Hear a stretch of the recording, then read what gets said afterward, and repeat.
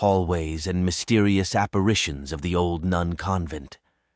Find myself confronting a smiling. So I work for an assisted living facility in Pittsburgh. When I first started, they told me that the building used to be an old nun convent, in which some of the sisters still reside there under the care of the home. I work maintenance, so my hours aren't exactly set. I'm there whenever they need me. But my typical hours are 7 a.m., 3:30 p.m.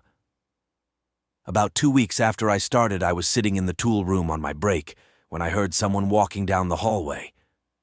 Mind you, the tool room and my office are in the sub-basement, so not a lot going on. When I went out to see whoever had come down to pay us a visit, I was greeted with an empty hallway.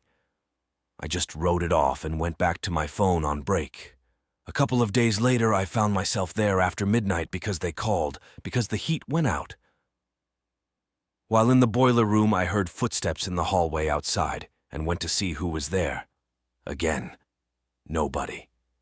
After about 3 weeks of this on and off, I asked my buddy if the building was haunted. He said he had heard things but never saw anything, and then dropped the bombshell. My current office is what used to be the morgue. Great. Well, yesterday I sat at my desk, tired from all of the work I had done, and looked out the window which overlooks the nun cemetery. There I saw a man about 6 to new, standing and looking over the graves and out towards the road. What made this unusual is that we never got visitors to the cemetery, nor was there easy public access to it. I put on my coat and began to walk down the hill towards him. As I got closer, he began to walk towards the woods and disappeared into the tree line.